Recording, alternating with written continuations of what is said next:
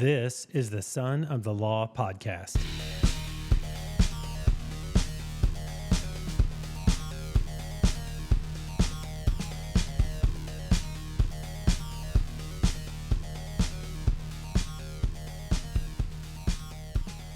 Hey everyone, welcome. Welcome to the Son of the Law podcast. I'm your host, Jay Christopher. Joining me in my home today is Valyssa Stark. Hey. And my lovely wife, Carissa Bollinger. Hi. I think hello. that was the mousiest hi. That came out of nowhere. Oh, I love it. Take a breath. Yeah, so this is going to be a fun episode today. It's kind of like girl time, if you will. We'll see where it goes. You. Yeah.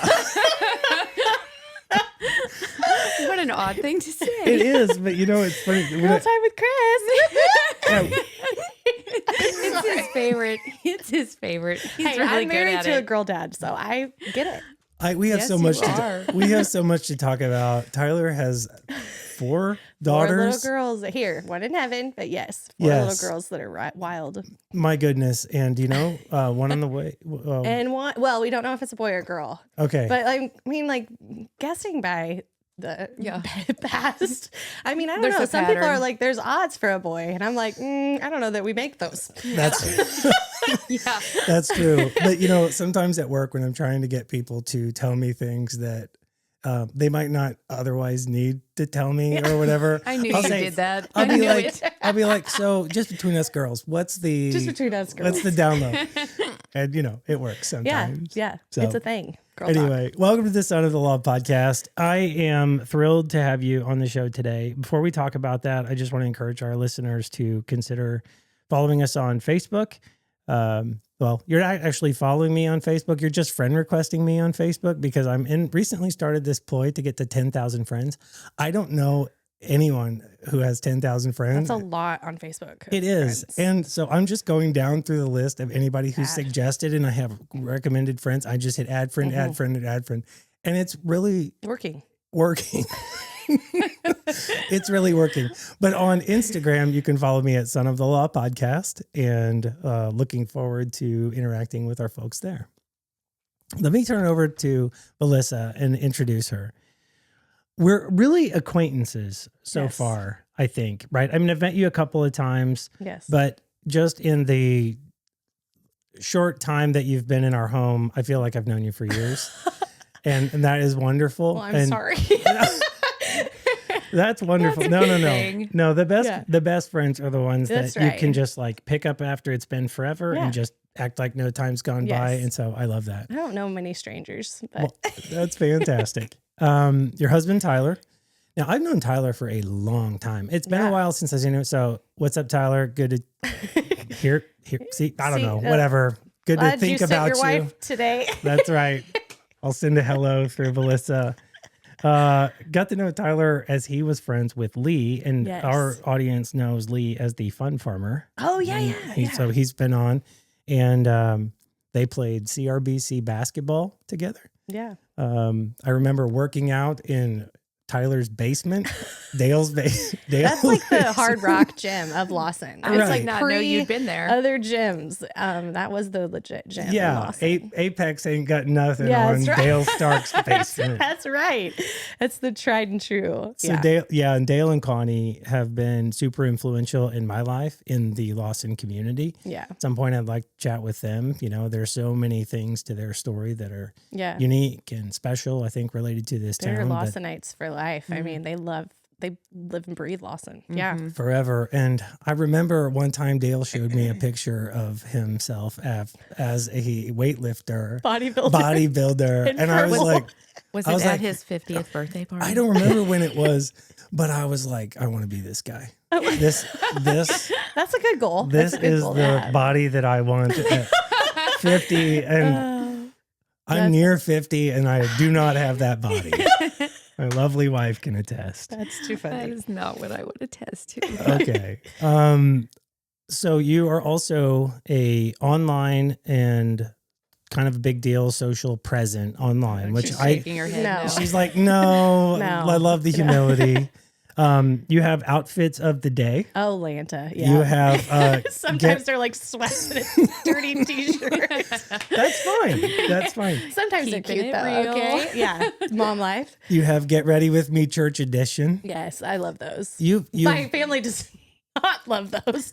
They're like, Tyler's like, as if Sunday mornings weren't crazy enough. You decide to film them all. And I'm like, I know, I'm sorry. There are so many memes out there of getting ready for church and how families fall apart. I think I'm going to add that to my list. Things that make people want to get divorced. Yeah. Sunday morning church. Yeah. That's for real though. Like I'm always like, okay, church starts at Sunday school is at 9:30. I'm a teacher. So if I leave at 9:28, it's like a 25-minute drive. I'll be there on time. Tyler's like, no, we can't leave after it starts and be there on time. That's But right. It's fine. But somehow I get that math. It makes sense to me. I'm not going to go there. Yeah. You have We live like 30 seconds from the school.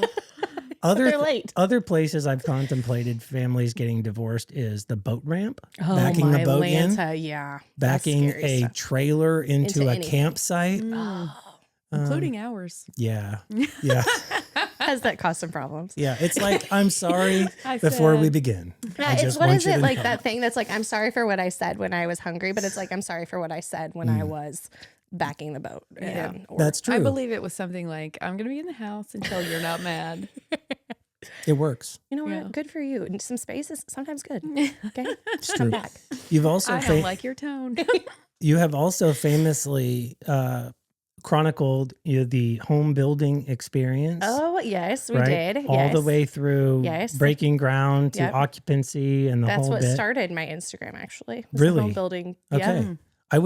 I would add home building or home repair projects to the list of things that make people want to get divorced. 100%. We are a DIY bunch because money is required to pay people to do it. So Yeah. Tyler's always like, I can do this. And he gets a lot of that from his dad, but he is actually really good at most things that he does. So I have no doubt. yeah, but there have been some times where he's like, that's not what you said you wanted. And I'm like, well, I do now. So it's like, but it has caused a few issues in our marriage where, Yeah. some Look space might be away. needed. Yeah. Look away. I'm not making eye contact with Chris right now. Yeah. DIYs are, sometimes scary for marriage. You've also famously talked through and shared so openly and publicly things that whole you're, life. your whole life. And that's It's a bit much, actually. I'm It is just a little like, extra, Yeah, but I it's am. not- I am extra. It's fine. My mom would say it, and she'd be like, "Valyssa, you don't have to tell everyone." And I'm like, "Well, some people might want to know, so why not some people share do it?" want to know. Inquiring minds want to know. Yes. Well, and clearly you've just in a few minutes demonstrated how relatable you are, which is excellent. But it's not just being relatable in the fear of missing out type stuff. Right. Everybody can post the things online that they're super happy with about Right. their life and The highlight look reels. look at our vacation. We're so great. But when you're grieving Mhm. and or when things aren't going great and Yeah. or the picture before church when nobody's smiling Because we're all just ticked off. occasionally, pops up. We all know. Yeah. We all know. Yeah. But yeah, and then, I say famously, infamously or whatnot, you've publicly walked through the loss of a mother, Mhm. loss of a baby. Yeah. And we're going to talk about that today and encourage people to just, what are we going to encourage people to do? Encourage people to hear your story and realize that they're not alone. Right. And And just appreciate like the value of life certainly, in all seasons and aspects of it. certainly. And if you're interested in following Valyssa, she is at Instagram at Sunset Sisters. Sweet. And sweet tea. Yeah. And- Sunsets, sisters, and sweet tea. There's lots of overlapping letters there. So the sunsets, the sisters, sweet tea. It's fine. Look it up. You'll find it. I If love, you don't, it's fine. Can you tell us why you named it Sunsets Sisters and Sweet Tea? It's totally a Southern sound. Like, I love it. I get have it. always been like a sweet tea lover. Like, I just love it, which is interesting because I didn't grow up drinking sweet tea. Like, we grew up drinking water. Yes. But I love sweet tea, and we picked the place that we were going to build because the sunsets are gorgeous there. And so that was something big. And then at the time when I started Instagram, I just had 2 little girls. So I had sisters. And so I was like, I don't know. And that was when names were super vibey on Instagram. Like they weren't like your name. They were like something funky and fun. Okay. So I was like, I need like this cool name. And so Sunset Sisters and Sweet Tea, we picked it. So I love it. yeah, it kind of fit. And you've just it's continued added to sisters. fit because we've added 2 sisters since then. So, oh my Lanta. Yeah. That's wonderful. Yeah. And that is interesting too, because your sisters, your house full of sisters, Yes. is unashamedly girly. 100%. We are the Stark people at church. So they'll be like, dresses. the Stark sisters are here. What are they wearing? Like it's a bit much, but again, we're extra. So There. And I'm just thinking about Tyler in a house full of all that he loves estrogen. it so much though. He's Certainly. such a good dad. Yeah. Yeah. Yeah. And I'm convinced that we're given as parents what we're meant to have with respect to 100%. boys and girls and Yeah. our The thought of a boy actually right now, legitimately like is terrifying to him. He's like, what would we even do? Like, I live in this world. And I will say we have our oldest is very much tomboy. Like, so she hunts, fishes, loves to shoot guns. Like actually for oldest Christmas, girls. she got a deer target and like she has a real bow and arrow that she like cannot wait to kill a big buck with. And so, That's awesome. and she's the one who's like outside playing basketball and like wants to throw football with him. And she will sit down and be like, okay, how's Patrick Mahomes doing? Like whenever we're watching a Chiefs game. And I'm like, I don't care. But she is very much like, and so it's just interesting how God has designed their little minds and their little hearts just the way that he wanted them to. And perfect for us. So then naturally so you'll have different. a bookworm. You'll have Yes, we have one of those.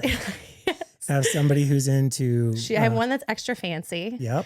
I was gonna say One that's a butterflies and bookworm. unicorns. Yes. And then my super intellectual, like my Jovi is I love learning. Like every day we homeschool and every day she's like, what are we learning today? And I'm like, yes, I need more. I want you all to be like her. I'm like, okay.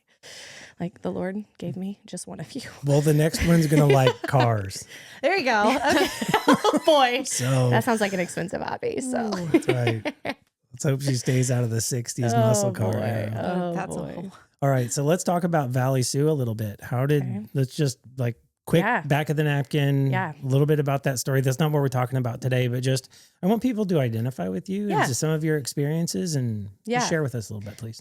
So Valley Sue was actually born 8 months ago today. Today is her 8-month birthday. I had a totally normal, beautiful pregnancy with her. Nothing wrong, like no red flags, no nothing. And at 38 weeks, I was in bed and I think the Lord just woke me up. I got up to go to the bathroom and I realized like, oh my Galanta, she is usually like a wild woman all night long. Mm-hmm. And I hadn't felt her. And so then I was like, I don't know what's going on. I woke Tyler up. He was like, I'll go get you Mountain Dew. I chugged Mountain Dew, like trying to find movement. We had the Doppler and her heartbeat was crazy high.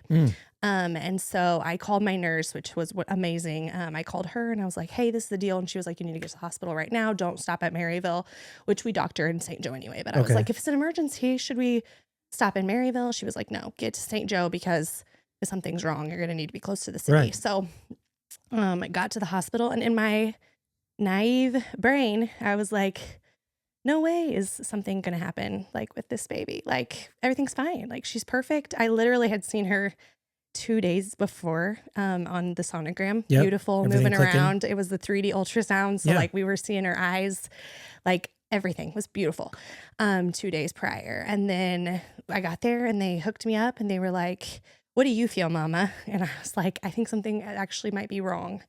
And so they were like, we're going to get her out right now.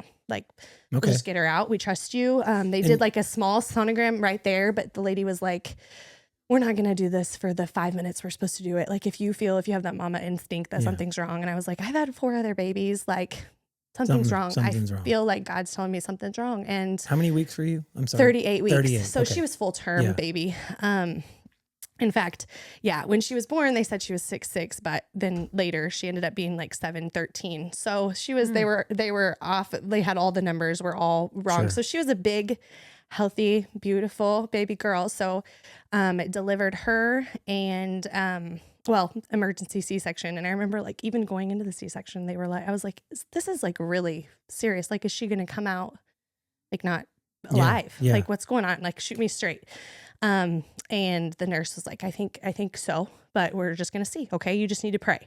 So Tyler and I are like out loud, like sealing the heavens. And then she was born and she wasn't, alive. Mm-hmm. They brought her back to life and, the Lord did that. And then she lived for 9 days. They took her to children's, that there's no answers. Like Right. nobody knows. And Right.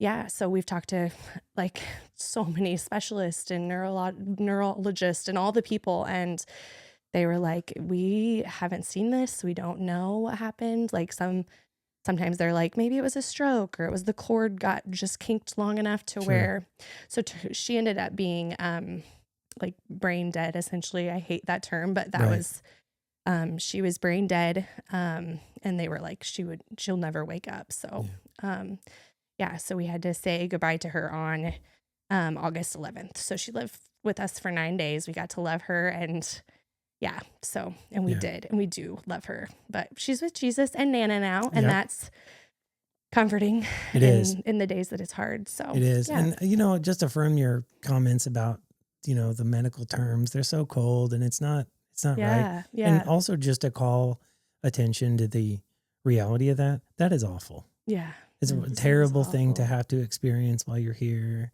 Yeah. Yeah. I can't imagine. I've never been through anything like that, but Yeah. crazy.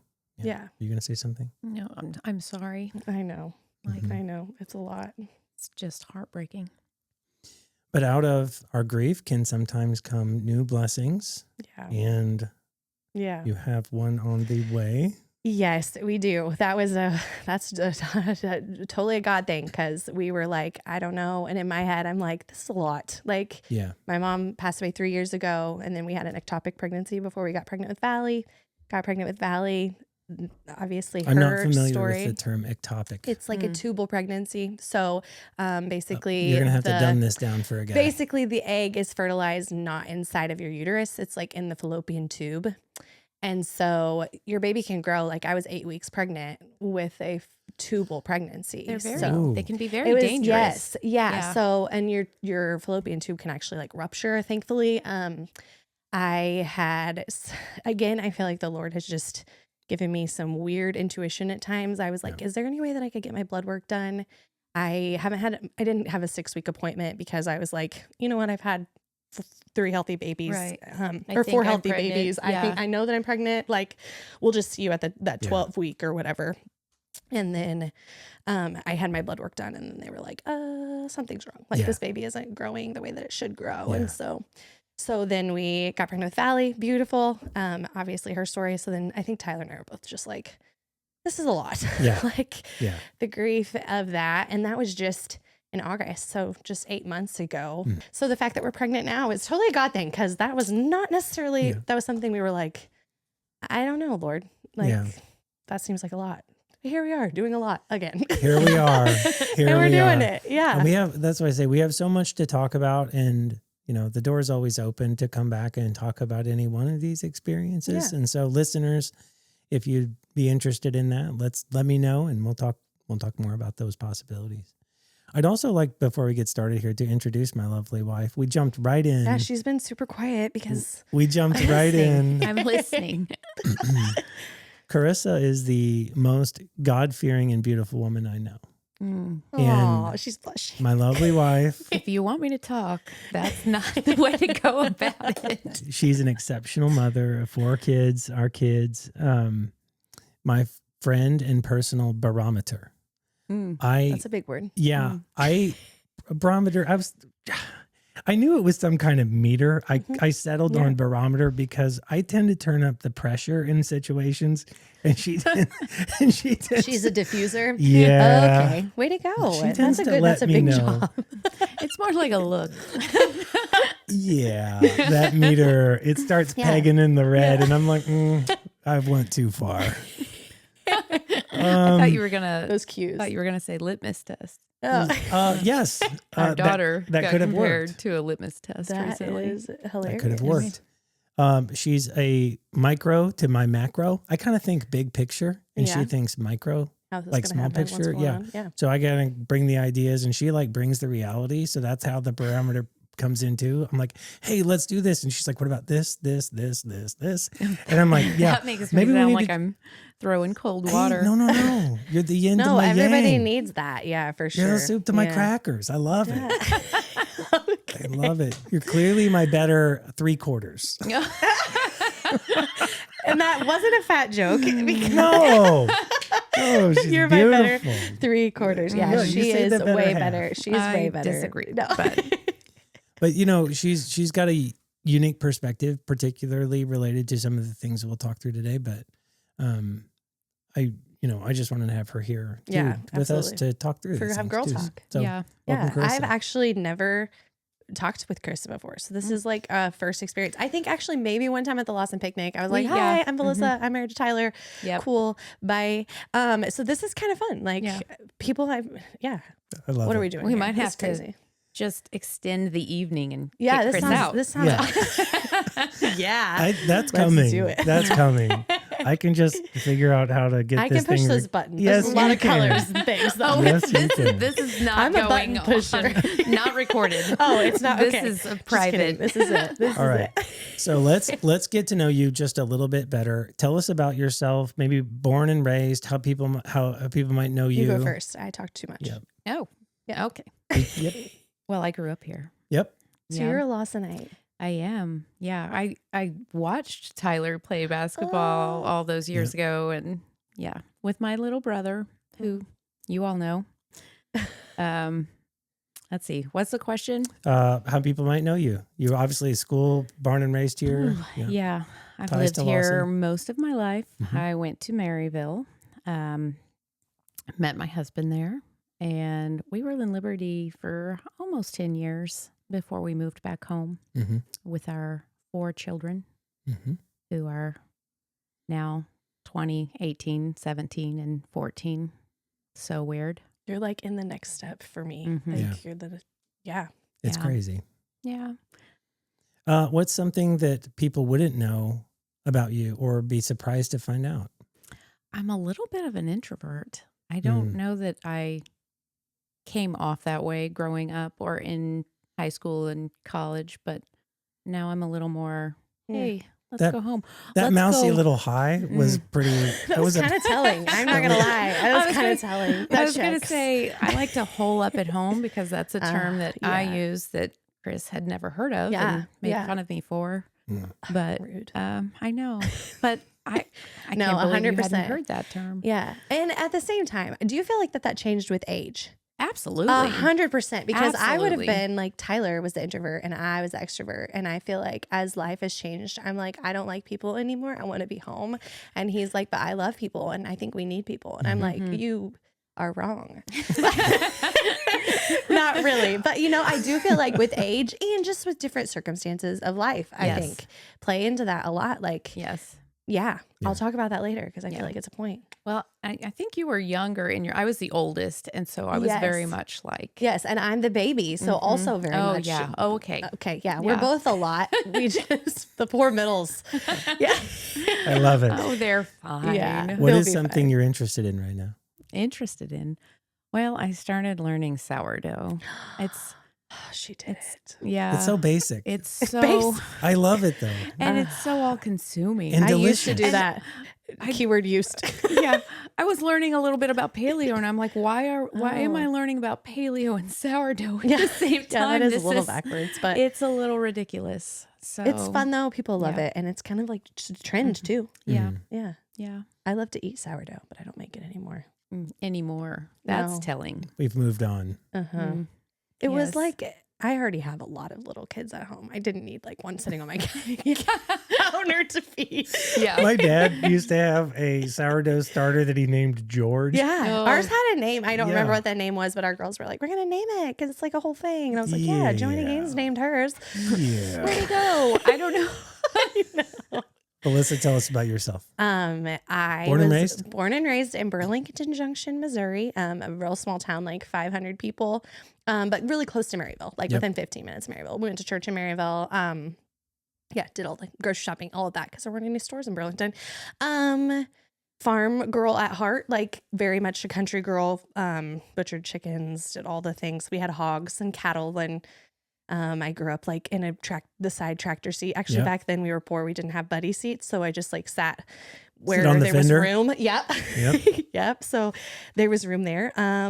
But yeah, just a country girl. I went to college at Northwest. I lived at home because my mom and dad were like, we'll give you the money that you would have stayed at the dorms if you decided to live at home. And I was like, that sounds amazing. What a blessing. So yeah. So I met my husband Tyler at church. He walked in. I was singing in the Christmas choir, and I leaned over to my mom and I was like, "Oh my goodness, did you see that guy? He's tall, dark, and handsome. I'm gonna marry him." And I said, "I'm gonna marry him."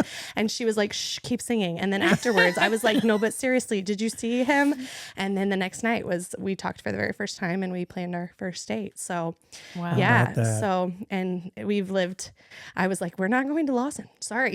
Like, I'm pretty rooted. My family is very rooted in Maryville, and he was willing to come to me. So, You know, that's wonderful. And it speaks to sort of the theme that we've got going with this podcast. yeah. We really celebrate Lawson, Yeah. but we have also celebrated living in small towns across the country. Did you Yeah. know that 63% of the entire United States population lives in incorporated places, fewer than 50,000 people? What? Yep.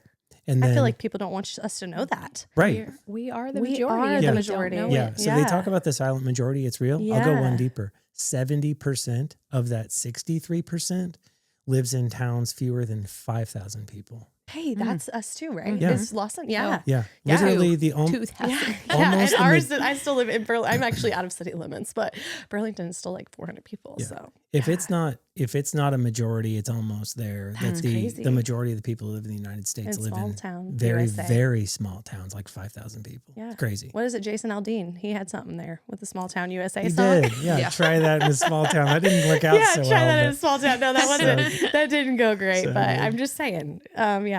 What's something people wouldn't know or would be surprised to discover about you? I like to shoot guns. Speaking Mm. of small town rednecks. I grew up, yeah, I have my conceal and carry and Same. I love to like shoot ski and like every Thanksgiving. I know it's the most redneck thing ever to do, but like we shoot ski every Thanksgiving and We've done that too. yes. That's so funny. I was like on the trap shooting team for FFA and Awesome. like super, but that's just something like I don't necessarily put that out on my Instagram because I Yeah. feel like Right. people might come at me, but like I don't know. It's a good thing only dozens of people listen to this podcast. So No, but that is something I was trying to think like what's something interesting about me. I was like, a lot of people might not know. Hey, she has a conceal and carry, and my dad used to call me Annie. You know, Mm. Oakley. Annie So Oakley. you're good at it I'm actually a too. decent shot, but it's been a long time. That's wonderful. Yeah, but that's something fun. awesome. Let's jump in. We haven't heard hers. No, What's something interesting about you? I don't know what's interesting Don't forget about her me. just because you know everything about her. I need her. I'm just sitting here thinking we have. We do have a lot in common that I recognize, but everything you say, I'm like, Laura Street. We went to Laura Street when we Yeah. were in college. My daughter's at Laura Street now. Yeah. Oh, what is interesting about me? I'm a stay-at-home mom. Like I said, I have 4 kids, and it's girl, boy, girl, boy. And Oh, that's how my family was growing up. no, they're so different. Yeah. And we are in a strange Season. season. Mm. Yeah. You're like soak up the little years. Yeah. Well, and all those things that everybody says to you, don't blink. Yeah. I just feel Yep. like I blinked. Like Yeah. I You used were to, like, I I used to knew say, that it was going to go fast, but how Yes. did it do that so Yeah. fast? I get out of the car. I used to get out of the car and I had my little ducklings. Yeah. And now I get out and they like tower over me. Yeah. Yeah. And it's And they go their weird. separate ways. And you're Uh-huh. like, hold my hand. Yeah. that whole church routine where they're all leaving at different times in their cars and stuff. And Yeah. it's bizarre. Yeah, I'm It's glad the bizarre. church is only 3 miles away because we take 4 It's cars. ridiculous. It's really bad. Oh, It's bad. Okay, let's do some rapid fire questions. You can both answer, but we got to go quick. Okay. Pineapple on a burger, yes or no? No, Yes. but on pizza. Okay. Yes. What is your walkout music? A mixture of Gaither and maybe Eminem. Sorry. Okay, Don't what judge song? me. What song? Actually, maybe Vanilla Ice. Ice Ice Baby. Ice Ice Baby. Yeah, Mhm. it's kind of old school. I was thinking Family Force 5 or Oh, that's Collective good. Soul. Got to give me Oh, a wow, song. I need a she's more- song. She's more. I don't want to say Drama Queen. Okay. I'm not saying love what I'm that saying. song. It's a But- good song, Yeah. and that It might is a be the good title song. of Dance the or episode. Die. I don't know. That might be the title of The this Drama episode. Queen? I Drama Oh, think Queen. no. Way to go. You did it. That was a good one. I am Stone Temple Pilots, Dead and Bloated. I have Oh, never heard sad. that, but it sounds awful. It does. I tell you, if you were getting ready to bat, It would give you hype. See, I never was allowed to play baseball. you or can softball. literally rip a tree out of the ground. No time in the summer. Yep, my parents were like, "We're working. We're putting up hay. We're doing all the things." There's okay? no baseball season. No. Most random skill you have that might surprise people. I feel like yours is I already shooting. said that. Yeah. All I can think, you said growing up on a farm, and I was like, I remember banding calves, and I don't Yes. want that to be my random She's a calf skill. bander. but- Nope, it's too late. It's already Yeah. out. Yeah. Too late. What's the most embarrassing thing that's ever happened to you in public or almost happened? I have had 4 babies and have some pelvic floor issues, so I pee my pants every time I laugh. That's wonderful. We've I done a lot mean, of I laughing. do- I'll get you a towel. I'm My- totally fine. I just do. I would start to laugh. And even whenever I was like in high school, I would just start to laugh and I'd be like, maybe like, go, Valyssa, go. Cause I just, yeah, there's some issues there. It's fine. I'm working through those. But Mine is related, and I'm calling him out. He totally shared things about a delivery experience that oh, I my didn't word. know That is had not happened. okay. And That he is, shared them with my in-laws, with my Oh, brother-in-law and my sister-in-law word. at dinner. at dinner. And I didn't know. I didn't know it happened until he was telling And you someone were else. And I mortified? was mortified. It's not my Oh, place to tell. I'm still what mad it is. about it. Are you if going to tell what can't it is? Tell. No. No, this is Why would I Why do would that? she tell tons of I people? was so mad. Oh, I'm sorry. That was you're in the wrong here. If you had to eat only one food for the rest of your life, Mexican. what would it be? Oh, that's a good one. Mexican. I wrote down sushi or chocolate. Oh. What is the weirdest thing you've Googled lately? Mine would be like girl symptoms versus boy symptoms of like wives' tales, Okay. I can't think of a like thing. pregnancy things. I've Googled, there was a term in a book I was reading that was like a Freudian that I hadn't heard of that I Googled, but that's all I can think of. Mine is a 20 by 30 party tent. Okay. And we need to play the walkout song with that. Yeah. Graduation's coming. That's Oh, there you go. Mm. it. Okay. Philosophical question. It's a bit on the nose considering everybody knows what we're talking about right now. Can you define a mother's love? Sacrificial Selfless, and constant consuming. Yeah. and heavy. Yeah. Is pain a good thing? I think it can be. It can, there can be good things that come out of it. You can be experiencing pain and joy at the same time. Mm-hmm. Agreed. Okay. I feel like the conversation just turned. Yeah, like, okay. So fast. Sorry, those were Like, heavy deep questions. breaths. Those were Yeah. heavy right? questions. Well, you know they're heavy, but then but you're like, I think when you because really of our ask, experiences, Yeah. it's like, okay, that. Yeah. So I've got a list of things that mothers are known for. Okay. And I'll go down through here. I'll just say a few of them, and then you kind of tell me what it sparks in you. Unconditional love and support. No one loves you like your mama. Yep. And you don't even know it. sometimes. Emotional resilience and strength. I just think of like a mom being just like constant, like you're all over the place, or me, you know, I would be all over the place, and mom would just be like a rock, Mm-hmm. you know, just steady. Character development. I don't know, that one's hard. My mom was so wise.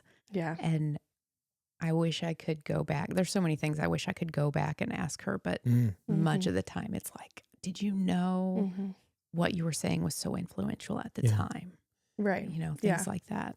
Well, and then there's this like empathy that they teach you, responsibility they teach you, perseverance, get back up. Yeah. You I think know? all of your, like you said, character development, I think who you are is built by them, you know, by whether you have a good, godly, strong, wise mom, or you don't. I think it's telling on the person that you become. Yeah. For sure. The first teacher. Yeah.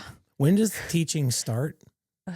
Before you can remember. Yeah. It starts. Like I'm in potty training right now. Yeah. So I mean, but I think, they're teaching us before we ever even realize they're teaching us. Yeah.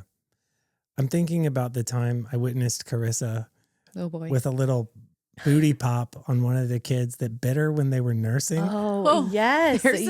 There's no pain like that. Yeah. She's like, no, we're not biting that. Wow. No, for real though. But there is discipline and teaching from the very beginning. And I think, what's that song? Like, I've been watching you, Dad, ain't that? Where he says a bad word. I love that song. Like you're teaching in just who you are in all the facets. So little video cameras. Protectors and advocate. I will hyphenate that with like mama bear. Yeah. You know, I mean, I've never seen somebody so pissed than a mother about her kid. Yeah. I mean, it crosses across the entire animal kingdom. It's like, you can mess with me, but you can't mess with my kids. Is Yeah. that a thing? So true. Yeah. Creating a sense of home, confidence and independence, helping build strong relationships. I mean, the list really goes on, doesn't it? And so when we talk about your mother's passing, right? I mean, you're at more or less a relatively young age. You've been forced to kind of reconcile some of these things much sooner than others have. Yeah. And so let's just get that story a little bit. Tell me a little about your relationship with your mom growing up, maybe some of the most memorable moments that you had, and just tell us a little bit about that. Okay. I from a very young age, I was like mama's baby, like very much the baby. Youngest her baby, of how many? Youngest of 4. Okay. Very much her baby. She had lost a child before me, which she didn't talk about it. It's kind of like weird, like that that generation didn't talk about it. I'm sure she would be mortified right now how much I talk about it, but she didn't talk about it. But she had lost a baby like 1.5 years before me, and very much the baby girl, and just grew up like right beside her, like best buddies, best friends. Everything she did, I wanted to do. Everything she did, I wanted to do. And that pretty much continued until I got to high school, and you have your own, like, I don't have to do what you tell me to do. A little bit of rebellion because we were like pretty, right and wrong, and how you should be, and what God says that, and so, but I kind of wanted to push a little, earn my own independence. I didn't get that about you. Yeah. So I pushed a little, and kind of like the end of high school. And so we had a little bit of, more tiffing than we probably should have. But in that, I think I look back, and even like when she was still here, I would look back and be like, oh, my Lanta, I'm so sorry that I was awful. Yeah. But then like it was like right before I met Tyler. In fact, I was like, you know what, my mom, loves me more than anybody else does. And she's always gonna root for me. So we got really, really close, and then continued to get really, really close, and she fell in love with Tyler and actually started to love him more than me. And so it was a whole thing. It was the whole thing. And so, yeah, we were just always really, really close. Yeah. And like, yeah. And then what did you kind of admire about her the most? I think just like her faith. And I just think she cared about people like more than anybody else cared about people, and like cared about people that I was like, seriously, like, ugh. And it was like she could see the best in people that I was, and she was always like that. I mean, I would even be in an argument with somebody else and she'd be like, okay, but like, she was always a devil's advocate. Like, I wish that I could say like, oh, my mom was always my biggest cheerleader, but I was like, she loved me, but she was always going to be like, have you put yourself in their shoes? She loved you enough to tell you the truth. Yes. She loved you enough to help you consider. And so, I mean, I was always, and to the point of sometimes where I was like, whatever, I'm not going to talk to you about it because you're on their side. but for real though, like she just cared about people so much. Yeah. That's wonderful. And especially obviously us, her kids. Yeah. So what advice or lessons did your mom give you that you still hold on to this day? You don't have to name them all, obviously. Yeah. But just a few I don't know. I would just say she pointed me to Jesus. Like when she didn't have it figured out or when I didn't have it figured out, she was always, you know, have you talked to God about it as much as you whined about it? You know, and like, she always pointed me to Jesus, and prayer was a big thing for her. Like she always, like she had her Bible right next to her rocking chair on the back porch and like just in the word praying. And then I also think just like little things like you're the hardest worker in the room, like be the hardest worker in the room. It'll all come out in the wash. She would say like when I'd be in a spat with some girl at school or my sister or whatever, she'd be like, it'll all come in the wash. Okay. Like just give it a few days. It'll be fine. It'll work itself out. And I was like, whatever. But now I find myself saying all those like mom cliches, like my girls would be like, she's so pretty. And I'm like, pretty is as pretty does, sister. That's okay. right. But I'm like, but like, I understand and believe those things now. Whereas before I was like, okay, mom, you know? Yeah. So those are Carissa, some. how about you? I know I'm watching you just nod your head the whole time I'm she's relating talking. to so much of what you're saying. Right. So just maybe some Mix it all together. Yeah. I like to call my mom. She made everything fun, and she was all about work. And I just every day we would get our work done, we would work hard, and then we would play. And I relate her to a Mary Poppins, only more in like an 80s Whitney Houston, Michael Jackson, Bon Jovi kind of stuff happening. Yeah. I just revealed a lot. That was like a drug cocktail of. Those people are a lot. She was so much fun. She made everything fun. And I really appreciated that about her. But also, you kind of backed into the same thing I was thinking about what I appreciated about her. And I was thinking about this the other day. She never took anything personally.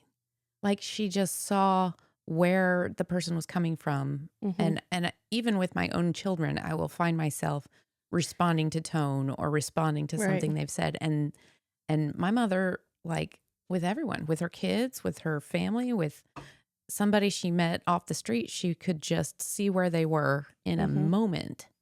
And she didn't take anything personally. She responded to their pain or wherever they were so well. Yeah. Yeah. Any traditions that you all have around that you shared with her that you still kind of remember or still do today? The reason, let me just say, the driver for this question came from a story I heard about a woman who, when she cooked brisket, she cut the brisket in half and she put it, you know the story, babe? Yeah. So she cut the brisket in half and she'd put it in the pot and she'd do all the things or whatever. And that was written on the recipe card. And then later, some years later, the granddaughter is making the recipe that was passed down from the mother. Yeah. And she goes, I don't know why we cut it in half or whatever. And so she goes, I don't know, ask your grandmother. So she goes and asks the grandmother and she says, well, the pot that I had was too big or too small. So I had to cut it in half so it would fit. It didn't matter that it had anything to do with it was the just, recipe. that's the way Grandma did it. That's the way she did it. So that's why we did it. So I don't, that was kind of the spirit around the question. Yeah. So just any of those family traditions that were kind of in, were hers or yours. My first thought was meatloaf. Like my mom made a good meatloaf, and we had meatloaf on the regular, meatloaf and fried potatoes. So we on the anniversary of her death, we have meatloaf every year. In the way of traditions, I would say we had many that came and went, but the main thing was that we spent time together. We had family dinner pretty much weekly, and we were just very involved in each other's lives and spent time together, supporting one another. Yeah, that resonates with me. Like together, that was like my mom's like favorite word. Yeah, and like she was always like, "You're best friends with your siblings. Like they're your best friends. They're your best friends." And friends will come and go, yes, but you'll always have your sisters. Oh my gosh. Yep. And so that togetherness, and like you were saying, your mom always made things fun, and like we would just go over to her house on Sunday dinner, but she would have gotten out like sacks for the kids to have sack races, or she'd be like, "Jerry, I want you to get your fishing pole because I want you guys, as soon as lunch is over, we're gonna go down the pond and we're gonna fish." Or just like she made things special that didn't need to be special. Yeah. And even like our birthdays, like when I met Tyler, he was like, "I don't understand why birthdays are that big of a deal." And I was like, "What?"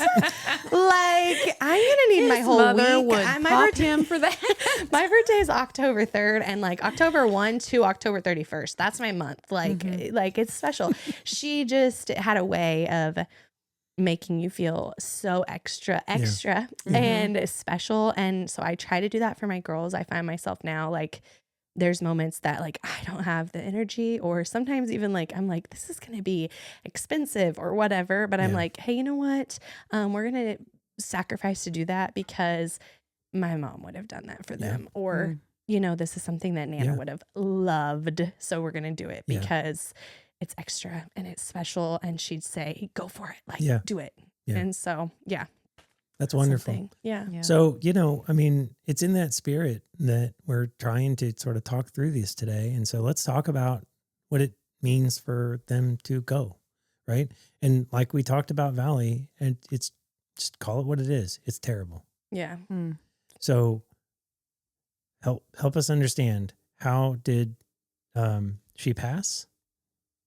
How did you kind of first hear about her illness or condition? Yeah. What was your immediate reaction? Kind of how did you process all of that? Mom always had a really big garden, and so I would go over and help her. And actually, it's a total God thing. Like the year that she found out she was sick was the year of COVID. And so my husband and I had started building our home and out in the country, and we lived in a 1-bedroom house we had just had a baby. So our 3 girls in a 1-bedroom, little bitty farmhouse with dozens of mice. And it was just my nightmare. But so because of that, we didn't have a stove that worked. And every time we tried to use a microwave, the breaker would blow because it was like super old. So we basically lived at Nana and Papa's house for March of COVID year until we moved into our house in November. But so that year that we were planting our garden with her and doing all that, she always had like a huge garden. Sure. And she would complain, which was not like her. Like she could have had a broken bone and still worked, but like she started to, I could tell she would take a break and she would talk about her back hurting. And so go on. And in September, it was the very end of September, and I was woken up and I was like, "Dad." So I texted my dad and I just said, "Hey, I think Mom has some symptoms that I'm actually like concerned about." And she'd had her blood work done. They said that she had high blood sugar, and she was pre-diabetic. But I was like, I think, so I started Googling some symptoms, and the pancreatic cancer popped up. And so I texted my dad that next morning really early, and I was like, "I think you need to get her to the doctor and just say, hey, I need you to test her, do something," because everything that she's complaining about is pancreatic cancer. And my dad was like, okay, you're freaking me out. Like he was actually said, you've ruined your dear old dad's day, were his words, because I was like, I mean, I hate to be that person, but I feel like God woke me up and pointed me to this. Yeah. So 2 days later, he called and got her an appointment that day. And the next day they called and told her, or they had her go in, and they told her she had stage 4 pancreatic cancer. They told her she probably wouldn't make it till Christmas, which that was October 1st of 2020. Was it 2020? Mm-hmm. Yeah, year of COVID. And so, yeah, it was, but she ended up living until February of 2022. So Okay. she leaps and bounds, did What a better fight. than, she fought hard. And I know that that's because of us. Like, yeah. And looking back, I'm like, I should have told her she didn't have to, but she did. Mm-hmm. Wow. What was the hardest part about her death? And, was it maybe the illness itself or the loss afterwards? They're both so bad. I would say just like watching her lose her was hard. Like she got so sick, and like we always had 4th of July, like it was a big deal. We did something huge, like and like we had that, and she came out for like 10 minutes and was with us, and then went back inside, and it was just like that was like earth shaking, to us, like this is really happening. And then obviously you watch her, she got to where she was on hospice. She lost all of her hair. She couldn't do anything for herself as far as like go to the bathroom or do any of that. And like, so that was really hard too, to like do those things for your mom, who was like the strongest person that you know. Right. But then to not have her now, I don't know which was worse. It's just all so bad. This is a terrible question. I know. Yeah. Yeah. But I think it's so necessary. And I want to just say thank you for your bravery talking about it. I mean, I know there's people who, and I'll put myself in this weird camp of, I don't often know how to respond when I know that someone near me is going through something, or I think that's a lot of times like male and female too, because I know Tyler is that same way. Like he's like, I had no idea until he grieved Valley, but he was like, I had no idea the extreme like devastation that you were dealing with during that time. Like I didn't know how to process it. Like he's like, I'm gonna start 25 projects where I'm like, I just want to lay here and do nothing for the rest of my life. Yeah. How about you, babe? Mom started, we could just all tell something was off with her memory. Something was like, she started to struggle to move the same. We had family pictures taken in the fall of 2019. And then shortly after that, they moved, and I went to help pack, and the organization and the way that she would have packed things up, and she just, nothing was the same. And we were all kind of alarm bells going off. And then the day that they moved, we were all there together. And it was kind of, all of us were kind of looking at each other like, what is going on? So my brother's in the medical profession, and they got her in to see a neurologist, and the nurse tech, I remember, followed us out, and they had given us someone to see, but it was going to take, I don't know, 3 or 4 weeks or more. And she was like, get in there sooner. Like, if you can, find a way to get in there sooner. And she had a tumor, and glioblastoma, I believe, is the medical term, but they're aggressive, and they have kind of like little tentacles. They grow fast, and this is a brain cancer. Yes. There was so much going on, and 2 of my siblings are nurses, so they heard that word and they knew exactly what was going on. And the rest of us, I felt like I was waiting on the next test, and nobody ever tells you about the next, to know whether it's growing, to know what it is, to know how long is this going to last. Right. Yeah. And then they gave her between 12 months and 18 months. And I believe she was gone in 15. And I mean, it's awful all the way through. She was not ever in pain, which was like one of the telltale signs is headaches, and she never had a one. So there were lots of blessings, and she never complained. I saw her cry twice in that 15 months, and one of them was like the day we found out that there was a tumor. Yeah. And she wasn't herself. And the other day was when one of my siblings announced that they were going to have a baby, and I knew she was thinking about what she was going to miss out on. Like that was the only thing that really got her.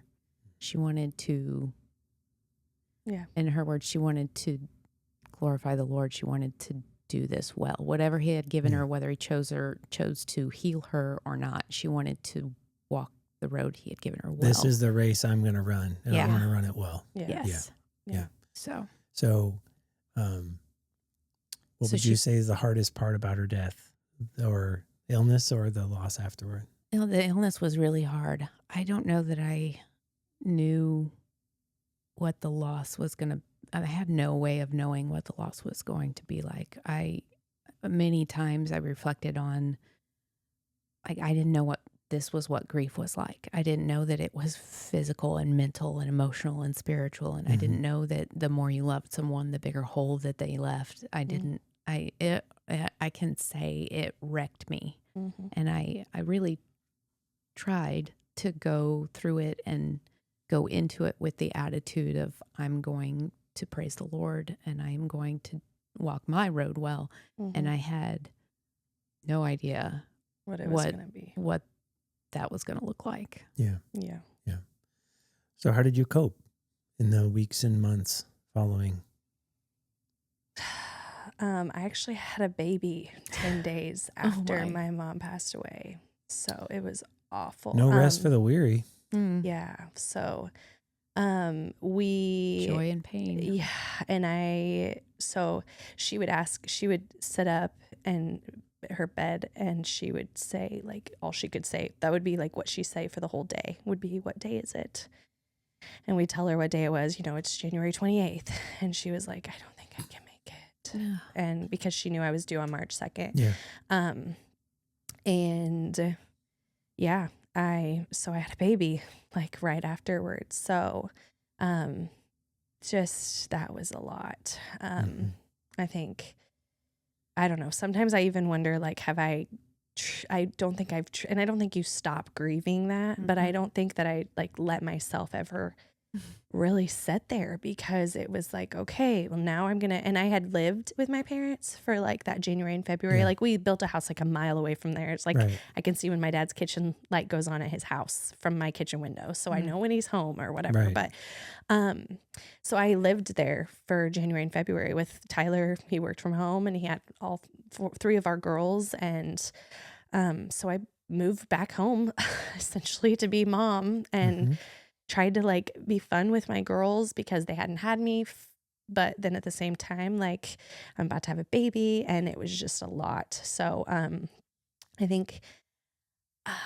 think my grief was anger at first. Like I brought her home. I brought, Tylee home, and I was just angry because, I need my mom. Like, there's never a time you need your mom almost more than when you bring a baby home and you're a mess and you're lost. And I'm like, I have 3 other little bitties that can do literally nothing for themselves. And I'm trying to be everything for everybody, and I'm nothing for anybody because I'm failing. And failing. I hate that word. I know, but it felt like it. And it felt like it was too heavy to carry without my mom. Yeah. And so I was angry that, like, seriously, God, like, of all the times you could have chosen to take her, you took her right now. And I was just mad because we did acupuncture. We did all the things to get her here so that my mom could meet her, because my mom had named her and prayed over her. I was just angry in the situation, and that this was the road. I mean, I wish that I could say, like, I took it as like a charge, but like, I was just like, God, I don't get it. Like, Mom would say, like, if one person gets saved out of this, it's all worth it. It's all worth it. And I was like, no, it's not worth it.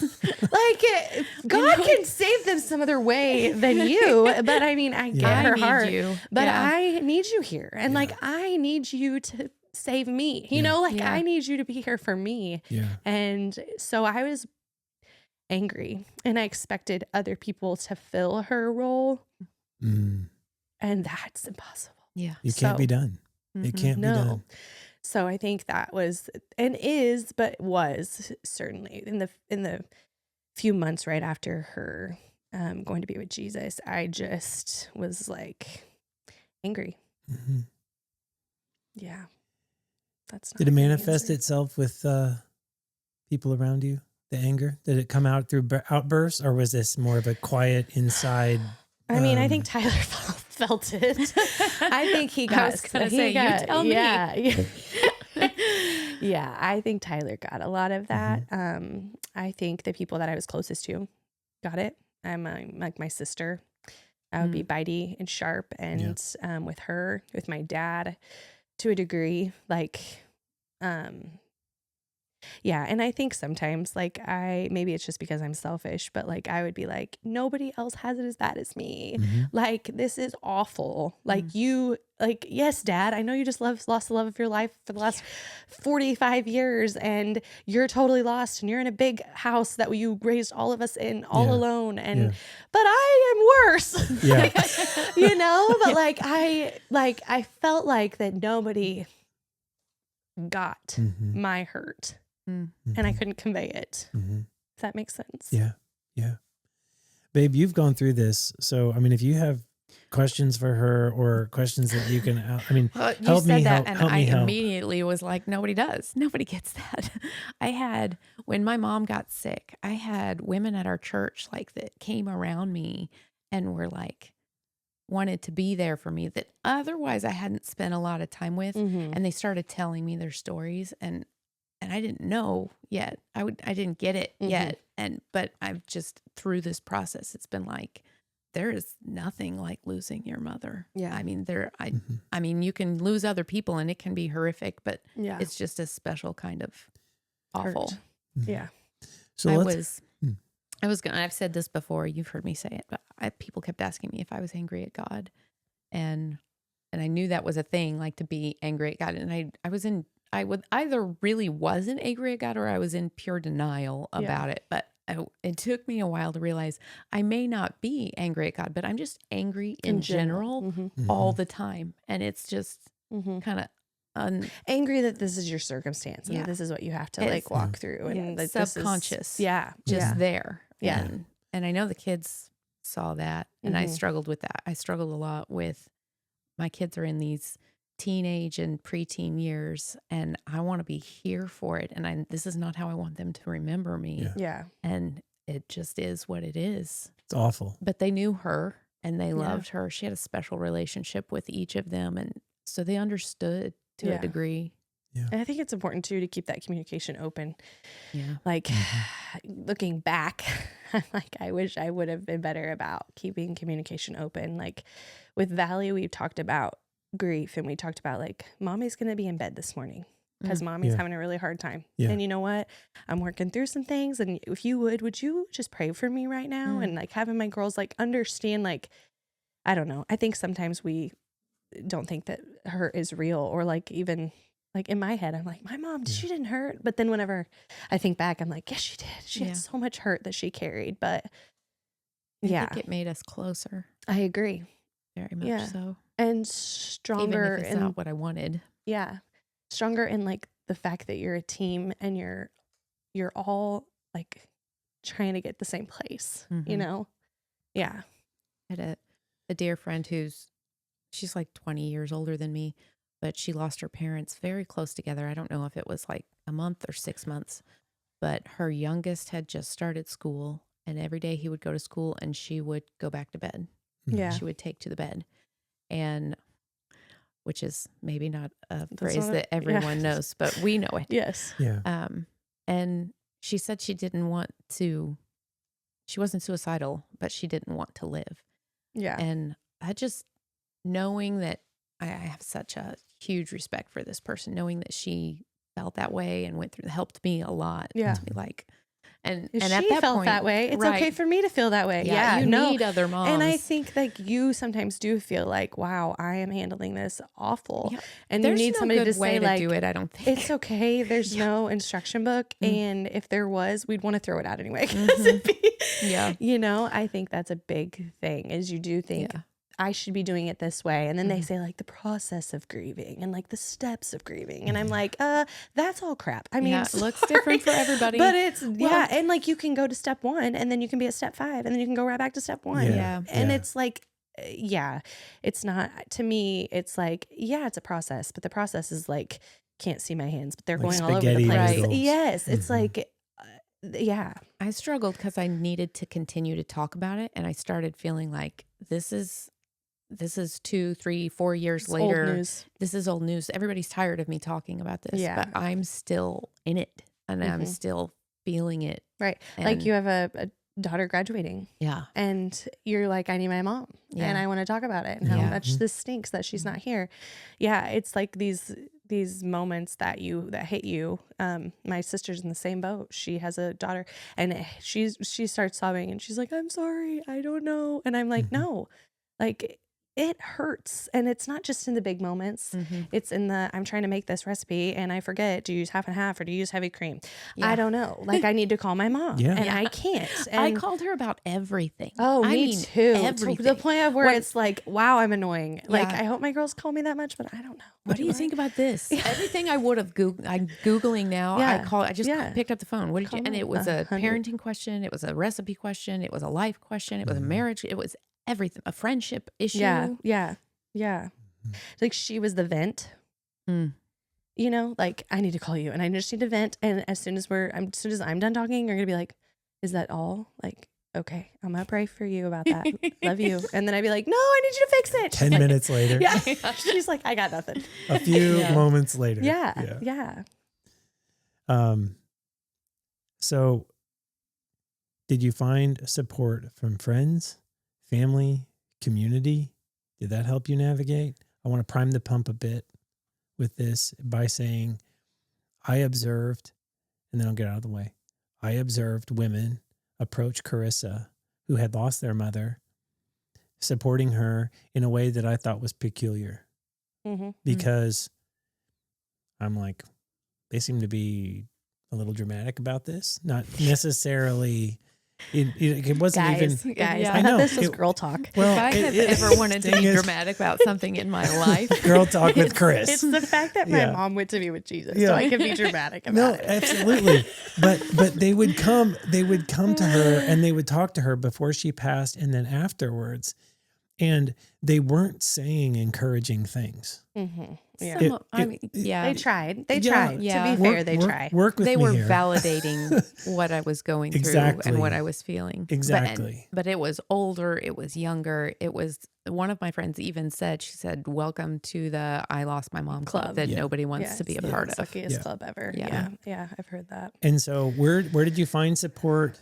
Where did you find community in the few weeks, months afterwards? And then how did it help you navigate?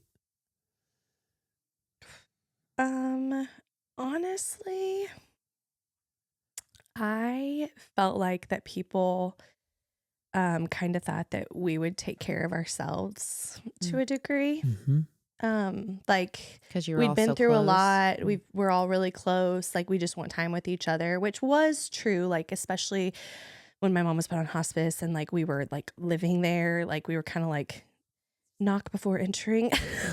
like this is precious holy time with Yeah. Yeah. the Lord and our mom in these Yeah. last days. So Sure. so we had kind of put up a little bit of a guard, but at the same time, there were people that were really, really gracious and merciful to us in our specific time. Mhm. I do think if a lot of people say the wrong thing. Mm.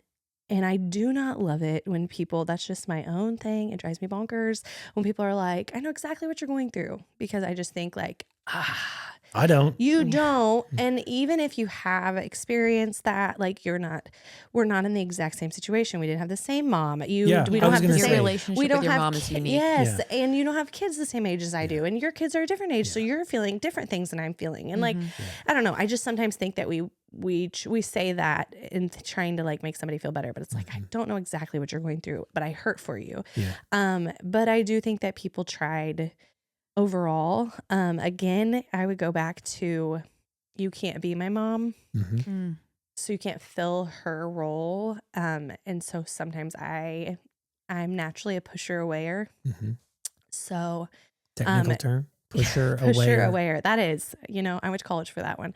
But I will say that I push people away. And then we had Tylee, and people brought casseroles, the meal train after you have a baby. Sure. Mhm. It's great. And then it was like ghost town. Mm. Yeah. And that, I think that would hurt a little bit. All that time in that you Yeah, would 'cause it have was been like talking to your mom, you weren't talking to people. Mhm. Yeah. Mm. And I think like people would bring food but it was kind of like she's gone. You knew she was going to be gone for like 2 years. So Yeah. Get with the program. let's wrap Yeah. this Like, what do thing you- up. what do you- yeah. Yes. Like you knew this was going to happen. Yeah. Yeah. The world and, moves on. And I think that, yeah. It's And I'm insensitive. just naturally, like my sister had a very different experience. She's more open and she would be more like, come into my house and visit with me. Whereas I was like, I don't want to talk to anyone. I don't want to see anyone. I don't want you to tell me how it's going to be okay. I don't want you to tell me how you get where I'm at. Like, Yeah. Mm. yeah. And so, I mean, I know I did that wrong, but I don't know. Is it really a wrong or a right way? Yeah. All of our kids were very involved in sports and things. So I just feel like we never stopped. And we were constantly at a sporting event, and my friends they would ask me how I was doing. They were very supportive. Really appreciated them. But I felt like Jekyll and Hyde. I felt like today's a bad day, or today's a good day, or I'm going to sit over here in the corner by myself. Yeah. And not everyone knows what's going on. Yeah. Even the Or people even the people that are us, close to you, they're Yeah. like, how are you? And you're like, I'm not so great. And they're like, okay. Yeah. Tell me if there's something I can do for you. And I'm But like, there's nothing you can do unless you can bring my mom back. Right. Yeah. I've lived here a long time. And so like people knew what had happened in my life, but that didn't mean it was impacting their everyday. And Yes. so 2 years after the fact, when I'm acting like Jekyll and Hyde, nobody knows that it's still connected, or that, Yeah. they don't know. They're just like, okay, And- she's a rip today. But Yeah. it's like, no, like it's a hard day for me to I even get to the did- grocery store. Yeah. Yeah. Yeah. I did want to like go back to old times where you wear black. Like I Yes, feel like I'm I'd still still in be mourning. in black. Yes. Yeah, no, for real. And I think that's interesting. I remember going to a T-ball game, and I was like, it seems like everybody's world is just continuing to just fly by. Yeah. Yeah. Everybody's just keeping on. Yeah. And to me, it's like I wanted to stand on a chair in the middle of the baseball field and be like, attention, everyone. Yeah. My world has stopped and Yeah. it is shattered and broken. And Yep. why do you keep going? Yeah. Like everybody needs to just stop, because it's like you expect their worlds to be shattered and to stop. And you're like, it's not. Yeah. Why is it not? The world just keeps going. Yeah. Yeah. So, I mean, have you found that your perspective on life and the world around you has changed since her passing? Oh. So, I mean, Yeah. the foundation is completely crumbled underneath you.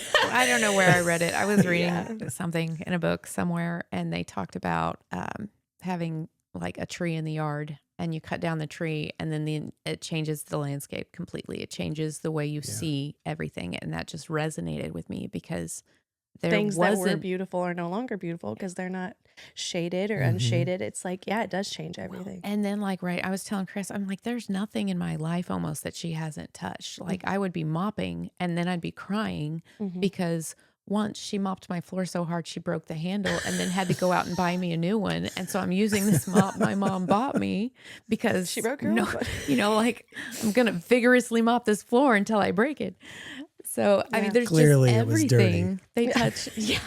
Those 4 kids. I get it. I live there. What have you been doing? Yeah. No, I agree. It just seems like you said, she was a part of every aspect of my life, of my siblings' lives, of everybody's lives around me. Yeah. You know, my best friends, they went to church with us and she taught their kids in Sunday school. Like everybody was impacted by her, which made everybody's, I see her in everyone. Yeah. And then So- I think too, I realized that I'm not going to fill my time with things that maybe I would have in the past. Mhm. I just realized, I think with her passing and like just being there and being like soaked up in her presence and like even just with my family, that there are, you know, you got this many days and I'm not going to spend it Yeah. in a way that isn't A, edifying and glorifying to the Lord, and B, with the people I want to be with. Yeah. Yeah. You know? Yeah. So I want to come back and talk, but I don't want to get too far ahead because there's a point of reflection here around helping people prepare for this, right? And encouraging people in that way. But something that you said about your friends reminded me of, I don't know if you'd call it an adage or a story or whatever, but apparently A.W. Tozer, who was the guy who wrote Narnia, Tolkien, Tozer. C.S. Tozer, Lewis. and C.S. C.S. Lewis. So they were like, I think they had this group called the Inklings, and they would meet and they would discuss one another's works and whatnot in England. They'd meet at a pub, like the Eagle and the Baby or the Baby and the Bird or something like that is the name of this. That would have been a fun Yeah. thing to be at. I would have liked to be a fly on the wall They- there. How do They you would- remember this? Right. So they would meet, eat fish and chips, drink a pint, and then they would basically critique one another's works. Right. Yeah. Well, when one of them died, I'm not sure which one died. One of the others sort of, poetically talked about how they felt about having 2 deaths in their lives. I lost this person, but I also lost This group. the element of this personality that only this person could bring out Of you. of my other friend. Mm-hmm. And Yeah. so Yeah. this cord of 3 strands is now kind of not even 3. It's not 2 even anymore because one cord wasn't so strong. So Well, they say that. They say like there's 2 parts of you. And I think after you've endured a lot of loss or different losses in your life, there's lots of parts of you. Like Yeah. they say like it's a part of you before you face loss or Mhm. who you are before you face Mhm. loss and who you are after. And yeah. So I say that and I'm appreciate that. And I would say like maybe the question is, how then do you think your mother's death shaped your view on relationship with other women, your sisters, friends? Well, I'd like to also maybe even specifically talk about your relationship with your husband. I mean, that's something I think I've observed. I feel like I've married 3 women in my life. There's the woman before kids. Yeah. I've been married to my second wife was Carissa after kids. And my third wife is Carissa after the loss of her mother. Mm-hmm. So, I mean, I know people change, and I know these sorts of things impact your relationship. So maybe talk a little bit about your relationship with other women, friends, sisters. Well, I will say I have never been one to I am just like I don't open up. I mean, I open up, but as far as like letting people really into like who I am and my hurt and my like the deep down Valyssa, not the Instagram or the, Valyssa on Sunday Sure. morning. I have always been like keep my cards close Yeah. kind of gal. So really I only have like a couple really, really, really good friends that I would share. Mhm. Like today is awful. I need you to come help me with my kids, or Yeah. I need you to bring me supper because I can't do this. Yeah. And I don't know. I think that only got worse after losing my mom because Mhm. I feel like that I'm like, I have no time for like petty. Mm. I know that sounds awful, but like, I just am like, if I can't be real and open and honest and 100% me with you, Yeah. then like, I'm cool to just not be with you. Yeah. Yeah. I know that sounds awful, Life's but like, too short. life Yeah. is too short to feel like I'm in rooms that like, I'm like, I kind of want to be here, but mostly I don't. Yeah. And so I think that affected my, like the fingerlings of friends as far as like, I don't go to the things necessarily anymore. I mean, I'm going to go to church events. I'm going to go to things, but as far as like FOMO or fear of like, oh, I'm not going to be there and everybody else, I'm like, it's Yeah. fine. I'm going to be at home with my family and that's You got your okay. priorities. And that's okay. Yeah. I think they've just really shifted because before I was like, there's something I could be at tonight. I will be there. Yeah. And yeah, but it's just different now. And I'm thankful for the very tight friends. You know, they say like friendships like a funnel. The ones at the top, it's great. But the ones down deep, like they're the ones that are getting to you. Yep. And so I feel like I'm really thankful for my funnel friends that are right there through the thick. And like they're the ones that I call on the days that I can't get out of bed. That's awesome. You know? Yeah. And so, Yeah. and then to marriage, oh my Lanta, poor Tyler. He married like this fun, bubbly, like naive, like I can relate to all of amazing that. girl. I loved her. And like, I mean, sometimes She was fun. I want to be her. It feels like I was really close with her. No. But like sometimes I even grieve like for him the loss of her because I'm like, man, I was fun and wanted to go. Yeah. And now it's different. And I think, I have my mom lost and my Valley lost. So I'm going to hit myself extra hard, Sure. like kind of going through it all right now. And on top of that, I'm pregnant. And so I'm super sick. And Yeah. but like after I lost my mom and then I am a totally different person. And that is sometimes hard because it's like, sometimes I even am like, who am I? Like, I don't know my identity. Thankfully, it's always rested on Jesus and I am who I am because of him and he's shaping and molding me. But I am like, oh heavens, like, where is Valyssa from 2012? Yeah. She gone. Something we, Oh, you're such a baby. something that you said when we were just kind of talking about your interest in coming on the show. Yeah. And talking through that a little bit was something that I identified with when I was asking you kind of one of these probing questions. You said that you tried to talk to Tyler like you talked to your mom. Oh, my goodness. And like, I don't know if you said it or maybe it was my own. Did you feel that? Well, that's what I was trying to communicate there. I don't know if it was something that you said or if it was something that I assigned. No, I 100%. But at one that point, sounds like I would have said that. during Carissa and I's conversation, this whole process, I just kind of said, I'm not her. I can't be her. I don't have the ability to hear all the words. I can't process it. And she said, but I need you to be. Because that's where, I mean, we've had that exact same conversation at our kitchen table when I've been struggling. And I'm like, you need to listen because if my mom were here, she'd be here. And he's like, she's not though. And I'm not her. And it sounds so, that's why I say I feel horrible. Oh no. Feeling that way and even saying it and talking through it. Right. You encourage some grief counseling. You encourage her to find other women who she can talk with and whatnot. But the relationship is changed. The husband and wife relationship has changed. She is gone. It is a harsh reality, but like, I don't know. Can you walk through maybe the dynamics of that relationship a little bit? And you don't, I mean, maybe we've talked about a lot of it. I mean, but sometimes it's just tough. And I don't know, for those who have yet to go through this or whatnot, right? I mean, what advice would you have for some folks? Maybe that's a better way of looking at it. I will say I went at a local church. There's a bigger church in a bigger town. They did a grief. I think they have a weekly grief thing, but they did one about grief during the holidays. And someone recommended that to me and one of my sisters.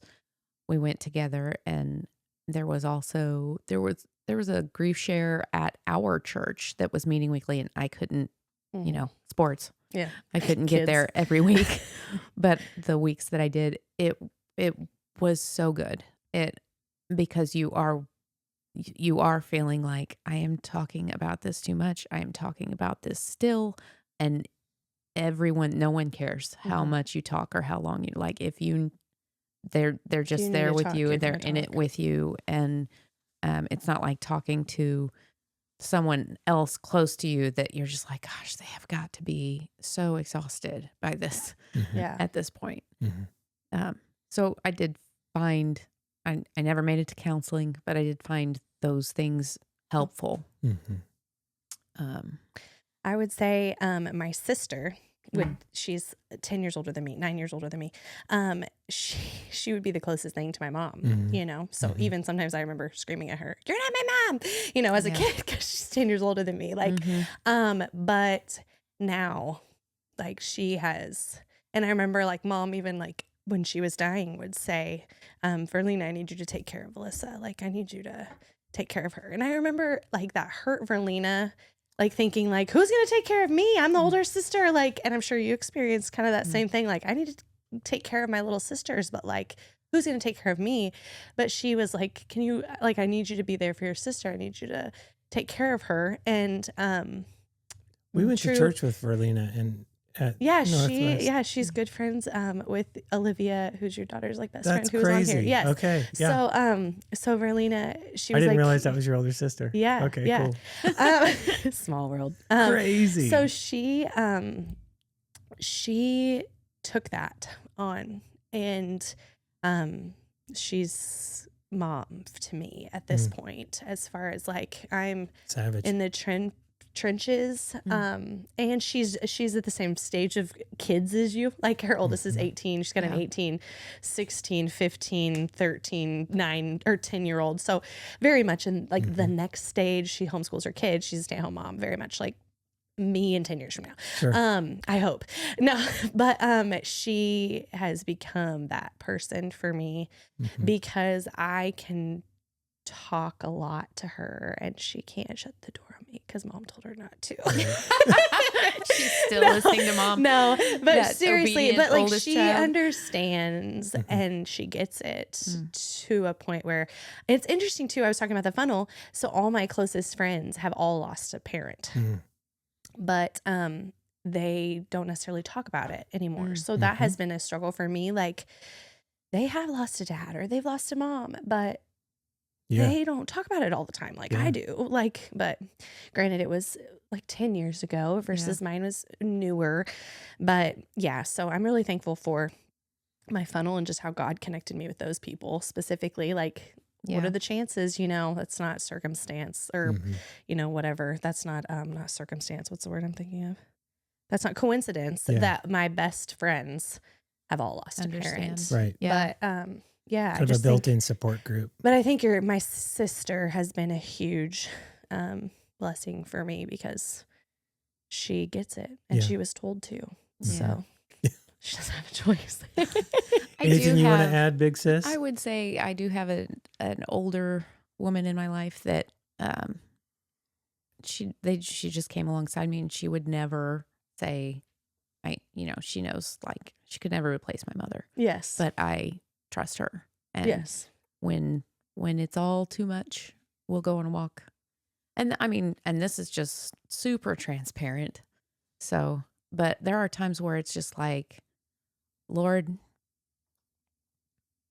I wish I could tell mom. I wish I could talk to mom about this. And I don't ever audibly hear him talk to me, but I do feel like he's saying, then say it. Say what you would say to mom if she were here. And he's there for me. Yeah. But that's beautiful. It's a lot. I like the a lot because I think that's real. And I think, like, too, my dad is, this is my little Randy Alcorn in the book Heaven plug, because my dad has given out, since my mom passed away, he's given out over 5,000 of those Randy Alcorn Heaven books. And everywhere he goes, he talks about his love for my mom. he talks about heaven and like how we've just lost our hope of heaven. And anyway, but my dad will be like, you need to talk to your mom like she's here, because you know what? Like the Lord says that like if he's going to open up to let the saints see the martyrs, whatever, like he might let her, see you at a good day, or he might say, hey, Valyssa, Valyssa was having this moment today and she talked about you. And like, it's not going to make her sad because they're not sad, but like, anyway, there's just a whole lot to unwrap there. But, that book is like 400 pages. It's wonderful. yeah. And Well, it's the book so that he gives detailed. out though is like only like 42 pages. It's like the little pamphlet. It's like the perfect, like it's almost like a tract, like 90s Christian tract. Yeah. Cliff notes. Yes.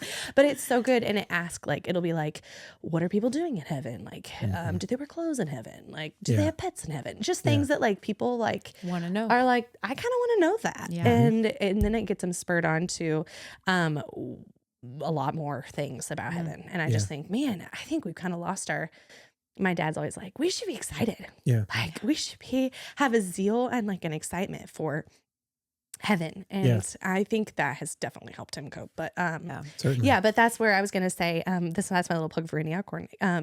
Sometimes I'm in my kitchen and you know how I will be like, Satan, get out of here. Like I can feel you like attacking my mind and spiritually attacking me. I'm like, get on out of here, like out loud.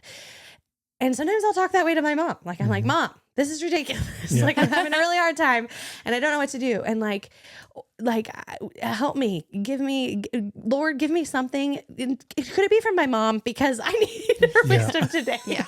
But I I'm like, heard something today. Sorry. no, go. I heard something today that's, and I always talk about like, there's a song. Oh, is it Battistelli? She talks at like his orchestra or his symphony. Yes. And I always think about that, like how God's doing so many different things at one time. I was listening to a Jenny Allen podcast today, and she was talking about, the farmer prays for rain and the wedding event coordinator prays that it doesn't rain. Yeah. And God is working through both of those things. And I think about Mom in heaven, not in pain, not missing any, like she's, she's with Jesus. She's happy. Yeah. So whatever. And we wouldn't, my dad will always be like, would you want her back the way that she was? And I'm like, no, but I'd want her back perfect. And he's like, you know what would happen? She'd get back and she'd be like, I really want to go back. Yeah. Yeah. Like, this is great. And I love my grandbabies. And like there was nothing more perfect than like those grandbabies and life, but Dad's like, do you really think she'd want to come back? And I'm like, I know we're not as good as heaven, but It's a breath. It's a breath. I just think it, if he had to take her, he had to have a good reason, a really good reason for it. But So looking back, is there anything maybe you wish you had done differently with her before her passing?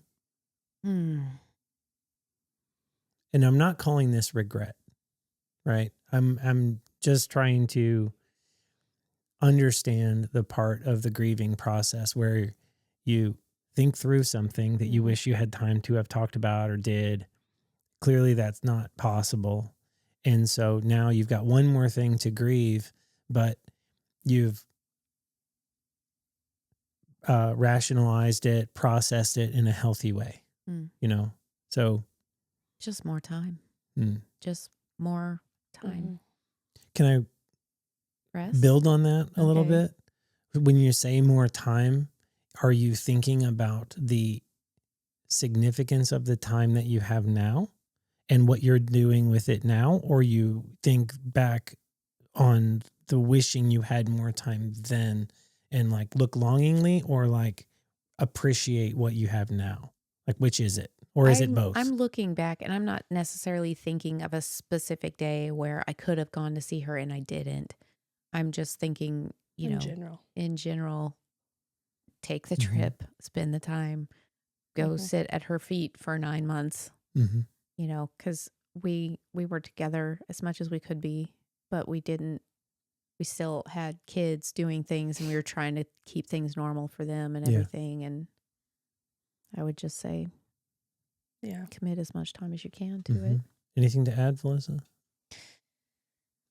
I don't think so. I think you hear it and I've seen it, like say the things that you want to say to a person to them, not at their funeral, or not to their family members at their visitation. Like if Mhm. you have something to say to somebody that you love, like make the time to say it and tell them, because like we had a lot of time to prepare. Mhm. And I, said I was sorry for the things that I should have said sorry for, as far as being a sassy teenager. Sure. But then also, I think that I did convey to her. I don't think she ever questioned Yeah. Mhm. that I thought she was like the greatest thing ever. Mhm. So, or that I just loved her with all I had. Mhm. So, but I do know that there are lots of people that have that relationship, Mhm. and that hurts me too, to think that there's broken relationships, or maybe relationships that haven't been, restored, as far as, I don't know. I think if you have something to say, like, life is so short, and like we got to say goodbyes, Mm-hmm. and we got that, but like you could get a call Yeah. Yeah. tomorrow, Yeah. and you just, life's so short. And I think you need to make the most of it. And I think if you have something to say, go on and say it. So is that the advice for people? Yeah. I mean, the question is, I- what would you say to women who still have their mothers but might take that relationship for granted? But I mean, that's what I'm hearing you say is don't take it for granted. Spend the time. Yeah. Yeah, I'd say when you see their name pop up on the phone, don't be like, ugh, I'll call her back later. I don't have Yeah. 30 minutes to talk to her. Like, yes, you do. Mhm. Like, I try to remember- make it. We were having conversation. It was all going on during COVID, but we were having conversations in person. And I still, for some reason, had this conversation over the phone. But I had a moment as well where I just said, I need to say some things. And it was basically like, I have spent motherhood trying to be as much like you as Mhm. I could be, because I just Mhm. have so much admiration for Mhm. you. And we had, it was over the phone, but we had that moment. And yeah, It's special. I think it's Yeah. pivotal too, to like your healing afterwards. yeah, Mhm. Like Yeah. grief is hard enough to carry without having Regret that on regret. top of it. Like thank you, Jesus, that we had the time that we had Yeah. to be able to prepare and adequately, prepare for that. Because I think had I not, that would just haunt you. Mhm. yeah, And I think it does some people. Yeah. And so, yeah, I think if you have your mom, do something fun, go Mhm. antiquing, or go get her and take your kids to Sonic. Yeah. Don't I just do. count. And I think a big thing is I see a lot of people, and this isn't a dog, but like I see a lot of people that are my age, with kids my age, that think like, well, I spent time with my mom because I took my kids over there and they spent time with her, and like Not she the took same. them. No, and she took them to the park, and like to me, it's like, but your mom had you and she Mhm. loves you. Like, yes, she loves your babies, but like, I think sometimes people are like, well, my mom babysits for my kids once a week. Like, she spends time, like, we spend time Mhm. together. And I'm like, but do you sit down and visit over chips and salsa? Yeah. Or do you go over and I don't know. Yeah. I don't know. So I think that's a big thing too, is like, ooh, how are we really spending our time? yeah. Mhm. We don't would take girls trips, and there was one to Branson. We took off in the snow, and it was like, should we go? We're going. We're Yeah. going. Yeah. And every time I go to Branson, I'm like, I'm so glad Should we go? took Yeah, that we should trip. go. Yes, you Mhm. should go. And we did. Yeah. We ate sushi. Yeah. So final two questions, take them in whatever order that you want. Mm. What advice would you give someone about making the most of the time that they have with their mom today? That's for one question. The other question is, where is it? Are there any rituals or actions you've adopted to keep her memory alive in your life? Mm. So, Okay. Rituals, actions to keep her memory alive. mhm. We go to her. I know it's weird because it's not where she is, but we go to her grave every year on her birthday, and we have a Okay. birthday party for Nana. And we usually send up. I know it's like not like good for the world, It's fine. but we send out balloons, and we usually write, or the girls will color a picture or something. Mhm. Just because my girls are little. Yeah. Yeah. Like my Tylee didn't know her, obviously. My Vivi was 2. My Jovi was 4, but she's my analytical one. She very much grasped Mhm. what had happened. In fact, I would say she was one of the closest of my parents' 17 grandchildren to my mom. Even being just really little, they just connected in a way that was Yep. just special. And Jovi's just deep. So They were little, but yeah, we do a birthday party for her. We definitely keep her. We talk about her like every day, like as if she's here. Yeah. We don't call. That's a big thing for us. We don't call like Papa's house. We call it Nana and Papa's house. Yep. Because it's still Nana and Papa's house. Yeah. And then we like when the girls pray at night, they ask God. Like, I mean, it's the end of every one of our prayers. Every single night we pray at supper time. Please help, or please tell Nana and Valley that we miss them and that we love them. Like the end of every prayer. In fact, just now at Catrick's, please tell Nana and Papa please tell Nana and Valley that we miss them and we love them. And so I think that just, I don't know, because I'm scared that my girls were so little that they're going to forget her. And I'm like, she's unforgettable. You can't. Yeah. My brother said something to me that in his typical logical way that he does, we had one conversation where I was like, I'm so sorry your kids didn't get to spend more time with her, because my kids really knew Yes, our that's mother. like my sister Valyssa, her kids. Yeah. And theirs are so small, and half of them weren't here yet. And very cool, calm and collected. Classically, he said, that's okay. She'll have an eternity with them to get to know each other. And I just thought, that is so true. And so wise. Yeah, that hit me so hard. But Yeah. yeah, Anything But it still stinks. it's yeah. Yeah. Yeah. Because I'm like, I know that. Like, I know that. But like, still, some days I'm like, I'm ticked that those people have their grandparents at the T-ball game. Yeah. And my mom would love this. And Oh. she'd be hooping and hollering and the biggest fan. And Yes. I'd be like, Mom, shush. That was one of those things. Was like, we've got to be in 3 places. I can't call Mom. Yes. I can't. Like it was. Oh, just and people so like that's hard. another thing for people. I'm envious, and I shouldn't Yes. be. But Or like shopping these people, and moms and daughters. Sorry, I totally Yeah. interrupted you. Oh, Just that's one of my triggers. yeah, it's like they're everywhere, and I'm Yeah. like, golly, do any of you have husbands? Can you go with your husband? Why do you have to go with your mom? It hurts my heart. No, but it's totally fine.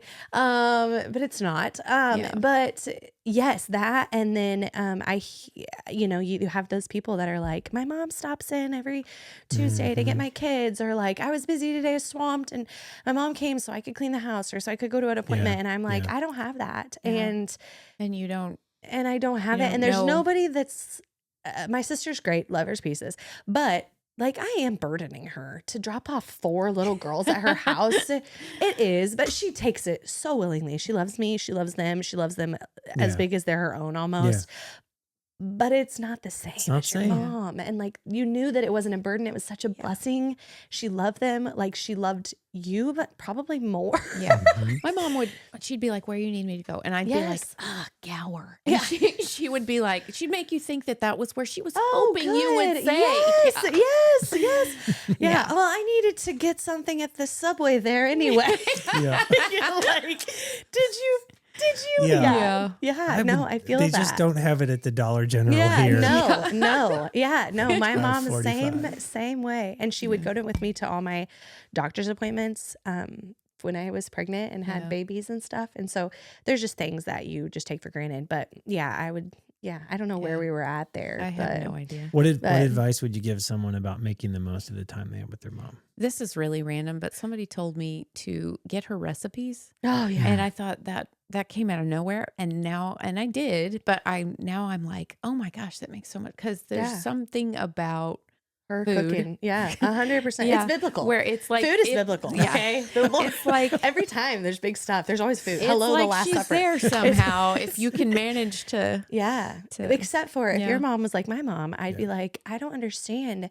And then I'm like, oh, she probably added some random thing. And then at the that she end didn't that I write was like, down. what was that like juju you added that was like made this dish Love. totally amazing? This doesn't taste like Nana's. I'm like, yes, it's exactly like hers. It's the same recipe. It's the same thing. Yeah. And we actually, and I know not everybody's going to find out that your mom's sick. I think that those books are great, like the tell me how you and Papa met, and tell me like what it was like whatever. But honestly, video your family. And I know that sounds like a crazy person, but like I am that person. We were that family. Like We have all of our home videos from like ever. Like, I mean, we have literally like castrating bull or castrating cows, like videos of like us doing that as a family. Like, but you know what? There's nothing like hearing my Grandpa Joe's voice Yeah. Mm-hmm. or my dad holler as like a young dad Yeah. across a feedlot. Mhm. Like, there's just nothing like it. And so to hear my mom's voice or like to hear her play piano Mm. or, you know, to hear her reading a book to my kids, Yeah. like it is all I can do some days to just be like, I just want to listen to this. Just shh. Yeah. And like, especially for my girls that were little, I mean, I think it matters. I think it's big and a big deal for older kids too. Like this is a special moment. And I want to hear, because I even cherish those. But like for my girls who are little, I would say anybody who has little kids, take videos of your Yeah. mom with your kids, of your dad, you know, pushing them on the swing, even if it's a, you know, the my girls are at the Starks right now. If it's like a golf cart ride, like get Yeah. Poppy laughing, Yeah. get those special moments with your mom, even just her in the kitchen. And she'll say, turn that thing off. Because I have videos like that where mom's like, turn that thing off. Do you always have to be videoing? And I'm like, yes, I do. But now I just laugh whenever I hear her say it. And I'm so thankful for that. So I would say, as awkward as you feel at the family reunion or the family dinner or just at her house, like being like, I'm going to record you. Do it because you will never regret. And pictures are great. I love pictures, but there's nothing like hearing your mom's voice. Mm-hmm. Yeah. So I That's don't know. That's like a wonderful. practical tip. No, Yeah. it's wonderful. And, you know, you laced our conversation today with so much wisdom around the time that you want to spend with them and the things that they've said and appreciating the, you know, the idiosyncrasies when sometimes they can drive you nuts and whatnot. Right. So I feel like this has been wonderful. Yeah. Thank you so much for coming today and joining us in our home. Thank you. Are you my sure? love. Are you sure he's really thankful? I think so. You can't tell. No, I'm saying I'm sorry for all the things I said. She's like, cut this girl off. I love it. He's kind of had a front row seat to it for the last few years. When we turn this off, we're just gonna hang out. Okay. It's like that. You can go get a Sonic drink. Okay, let's do Bring it. the girls over. All right, we'll leave it there for the man, third Ted. chair. This has been the Son of the Law podcast. I really do appreciate you coming today, Valyssa. We'll see you soon. Thank you.